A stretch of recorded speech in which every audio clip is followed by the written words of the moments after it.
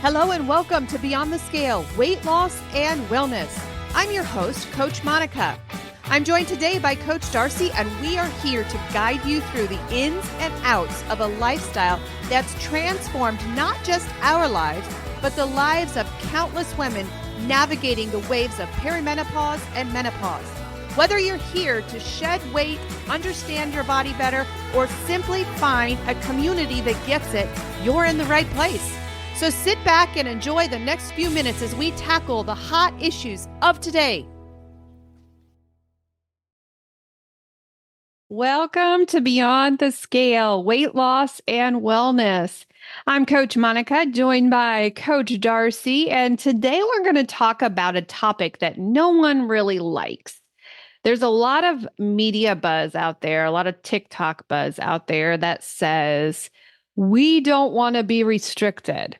We love to eat what we want to eat. We love intuitive eating. We don't want to be restricted. And frankly, that just doesn't work. It might. For every time I say that this doesn't work, there's going to be people who will send us an email and say, but Monica, yes, it does. Of course, there are exceptions to the rule. And I am positive there are some people who can make not tracking your macros possible. However, we're going to share our story. We're going to share our thoughts. We're going to give our opinions. And then you make the call. Isn't there a TV show, Darcy, that's you decide? I don't know. I think it was before your time. I think it wasn't born yet. I think it was, back there in Gen X. Yes. I like to say that. You make the call. So let's talk about tracking.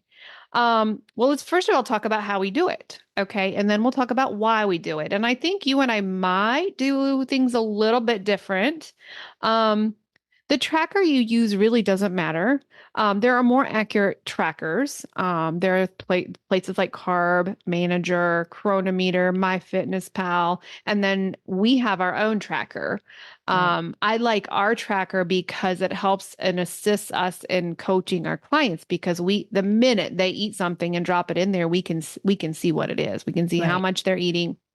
So we're partial to that was my dog shaking her ears, by the way, big flapping sound.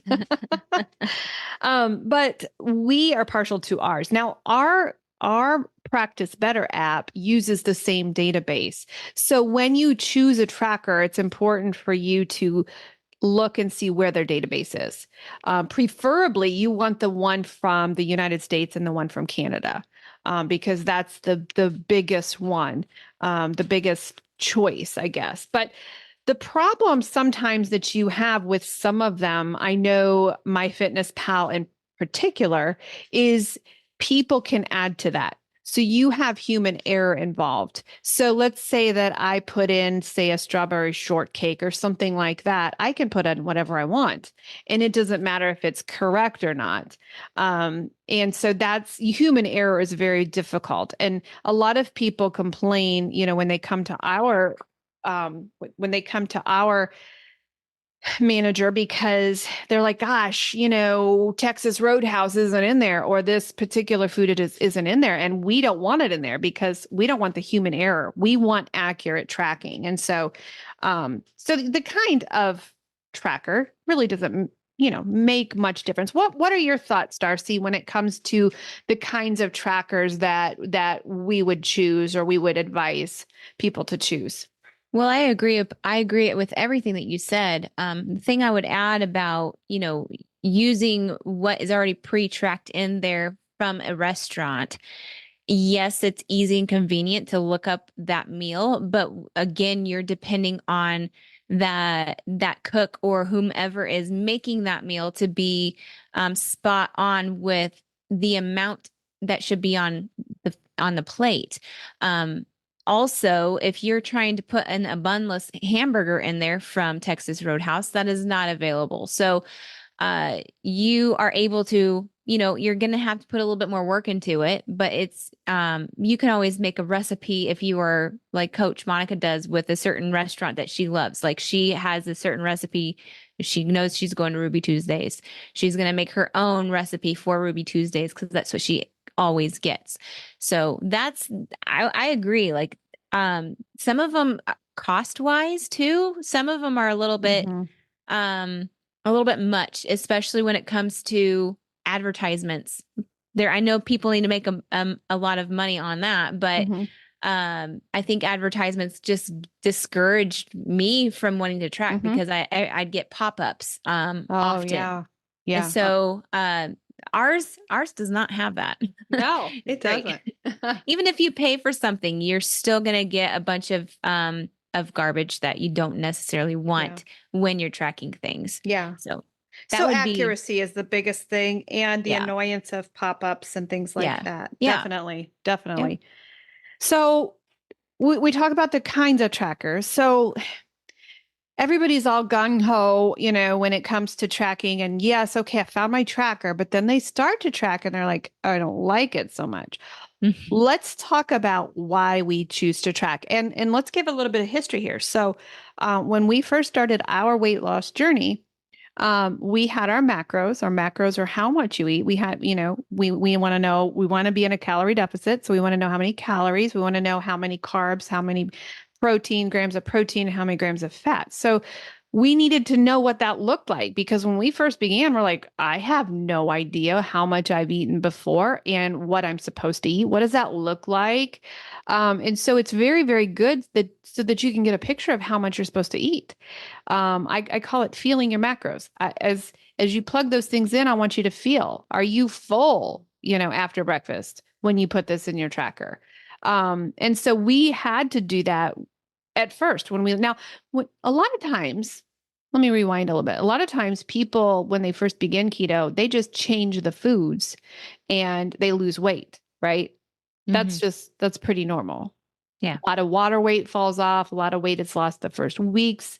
And they're like, yay, I don't need to track. And then boom, the scale stops moving. And so that's when we come in and say, well, are you tracking your macros? And they say, no. Well, let's start tracking your macros to see how much you're eating. Yeah. And typically it's a lot more than what you think. So when we first began, I'll speak for me and then you speak for you. I have tracked the entire time. I started in 2017 and it is 2024 now. And I've tracked, and there's a reason why I tracked. I had a family member tell me when I first began my journey, you're going to gain all your weight back. And it was kind of like the family joke. And that person and that attitude lived in my head rent free for it's still there. It's still in my head. And so for me, that I have no choice. I have no choice but to track because if I'm in my zone, I'm okay. And it's freedom to me. It's Mhm. absolute freedom to me to know I'm in my zone and I'm not overeating and I'm okay. You have a little bit of a different story, Yeah. right? Yeah. So for me, when I went through your program, you know, I lost my 70 pounds in about 7 or 8 months. I was at my lowest point on the scale, not my emotional side. Um, but I tracked every day for that. So I was very accurate. And then I was like, oh, I hit my goal. I don't need to track because I can visualize what I like. I know how much something looks like. I can visualize an 8 ounce steak or a 6 ounce piece of chicken. I slowly stopped for a few months, and then it was just really like I started seeing that I was getting real sloppy with my food choices. I think it was more so when it was wintertime. When wintertime hits, man, that's like a time to like get real snacky. And then, the carbs started to creep up, and then the scale was starting to creep up. And I was thinking, oh, but here's the thing, like when I wanted to get back to get myself back together, it was really challenging because yeah, it's so nice. It's so nice not to have to track things. Mm-hmm. It's so nice to be able to just pop something in your mouth and oh, it's fine. Everything's fine. I didn't cheat. I Mm-hmm. always ate keto, but even on keto, you can gain. Mm-hmm. So, things were balancing out. So yeah, Yeah. So now, you kind of went on and off, right? yeah, I was on and off. for right now, I am definitely tracking because I have a goal that I want Mm-hmm. to hit. And then after I hit my goal, I'm going to revisit that whole Mm-hmm. thought that I had last time of tracking. So Yeah. we're going to be Yeah. tracking some more. Yeah. But So one of the reasons why we suggest tracking is for accountability, yeah, because you can't manage what you can't measure. I like to say that a lot. I forget where I heard that. I want to give somebody credit for that because I'm not smart enough to come up with that. But you I are can't smart enough. remember who it was You're that smart said enough. it. Come on. But it is so true. You can't manage what you can't measure. So if you are in a stuck position on the scale or you're gaining weight and you don't put down what you have, it is so easy to forget what you had for breakfast Yeah. by a lot of us are moms. We Yeah. have so many things going on. By the time we get to supper time, I don't remember what I did at noon. And Right. so, and in fact, I did an experiment one time on that, and I tracked my food and what I thought I had for the day versus what I actually ate. It was over 700 calories more that I did not track. And I was wondering why I was not losing weight. So you can't manage what you can't measure. If you can't measure it, you have no idea what you actually put in your body. And the fact of the matter is, we have a certain calorie deficit if you want to lose, calorie surplus if you want to maintain, and or if you want to gain a calorie, TDEE, how much it takes to keep you alive on the couch. There's science involved. It's not that we're mad. We're not mad about anything, or the tracker's not mad. Nobody's mad or upset about anything. It's just a fact. It's just science, simple Hmm. science. You can't manage what you can't measure. And so accountability being one reason why you need to track. What is another one, coach? So it is, the research in general. Like we talked about the data that we collect. You can collect how much water you're taking in, how much working out you're doing.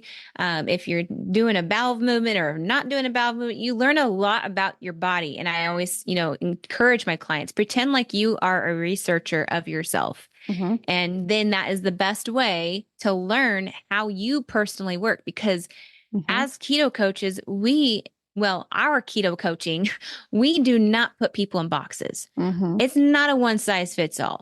So in order for, Susie to do keto, she needs to have a different outlook and different macros than Georgie over here. I don't Mm-hmm. know where those names came from, but that's what happened. Probably on the ball field. Who knows? But you have to when you do find yourself in a stall, then you can go back to that information that you've collected on yourself. Mm-hmm. And you are able to see, like, oh, you know what? I've been eating way too much dairy lately. Mm-hmm. Or, oh man, I've been doing handfuls of peanuts way too much. And that is not necessarily a great choice. Mm-hmm. You're going to notice so many different things. Why you're bound up and can't have a bowel movement. It's probably because of the too much dairy that's Mm-hmm. happening. So you are able to use that information. And I say this for women that are cycling too. If you are cycling you need to be collecting this data on yourself. Mm-hmm. Write it Yeah. all down. Yeah. You're going to know when you start, you're going to Mm-hmm. know when you're going to ovulate, all those things. Like Yeah. that is so important. So Did you put it use in your the tracker. word, did you use or maybe intend to use the word biohack?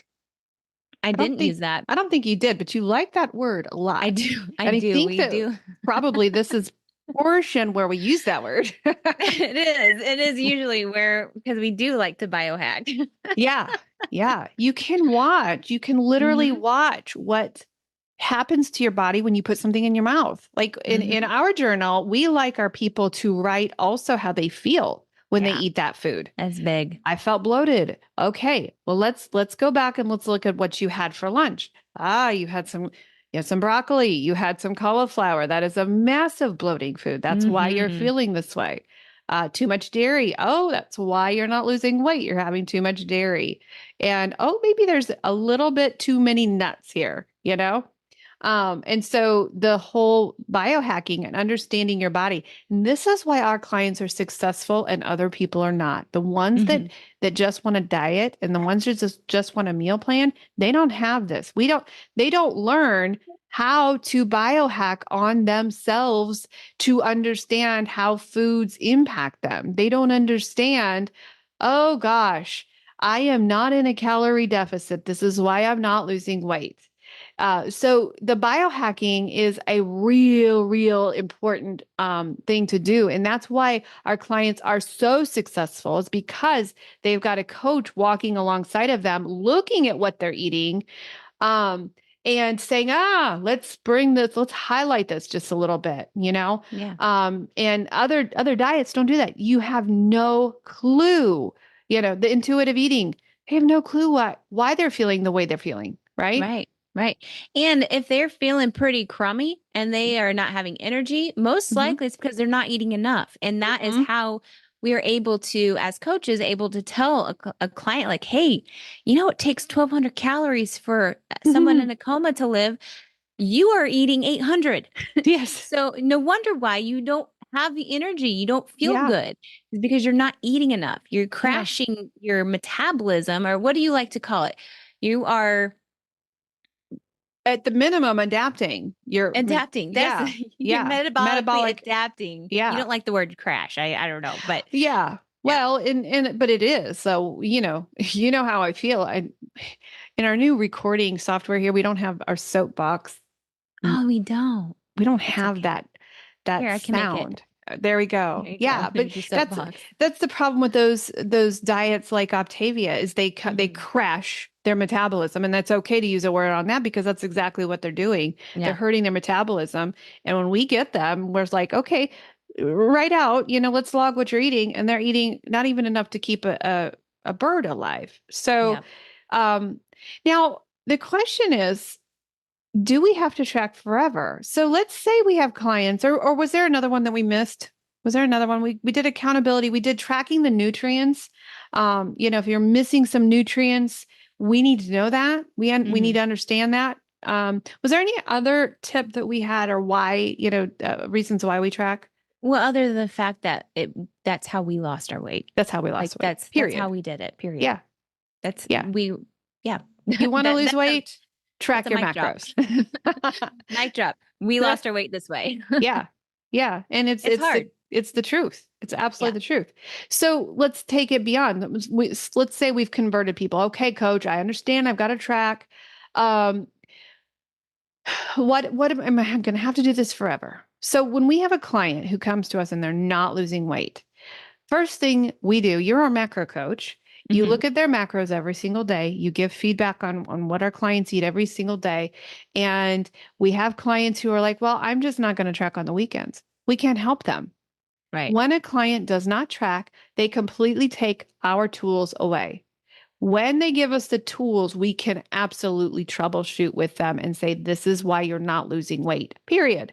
Change it, right? Yeah. When a client does not track their food, we have to tell them, well, I'm so sorry you paid for this program, but you did not give us the tools that we needed Yeah. to troubleshoot with you. You can't track one day and not the weekend. You can completely gain a couple pounds by overeating on the weekends and being perfect throughout the week, right? You can absolutely do that. And so that is a problem. But let's say the client has tracked, they've done perfect, they've lost the weight. Do they have to track forever? Let's talk about the different scenarios there. So we've got your scenario, right? Yes. And I would like Yes. to name yours. I would like to name yours Are we coming up because, with a name now?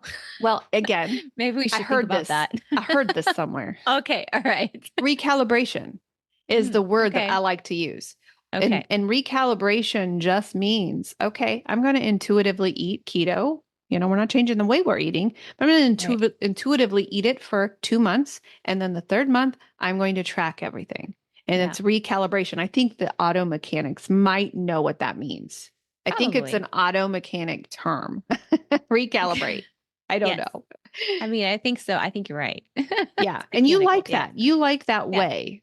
Yes. And here's the thing, like what I didn't do, like I've learned a lot since then. And if I could go tell my past me, Hmm. I would say, hey, listen, if you're going to do this, you need to make sure you're using the scale. You need to make sure Hmm. you're using that as your accountability and to Hmm. see where you are. Yes, I ate keto. Yes, I definitely had handfuls of nuts, more than I should have. Hmm. But I definitely needed to be more consistent with holding myself accountable through my scale Hmm. because that was at my lowest point. And I knew like losing 70 pounds, my body was gonna, readjust itself and put Hmm. things in and shape my body Yeah. the way it wants to be. Hmm. But I did not utilize the scale as my accountability. So Hmm. I would tell my past self, like, hey, listen, if that scale moves up, you need to get yourself back into that tracker and you need to Yes. make sure that you are holding yourself accountable and stop getting wishy-washy on Hmm. things.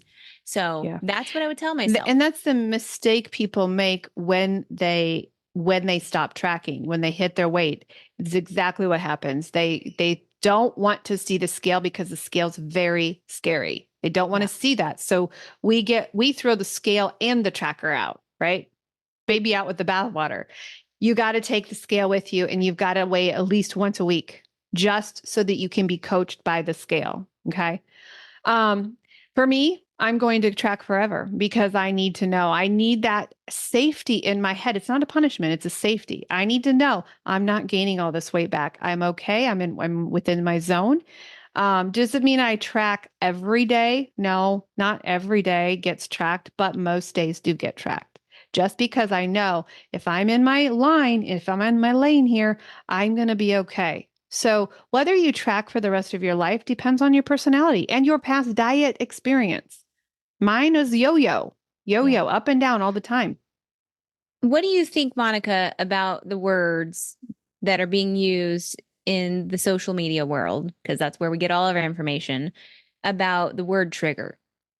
Like, such as, I feel like I get triggered when I am tracking. I feel like I get Hmm. triggered if, fill in the blank. Yeah. So, how would you respond to tracking and Hmm. somebody saying, well, I get triggered. I feel like it's an eating disorder, or I feel Hmm. like it's,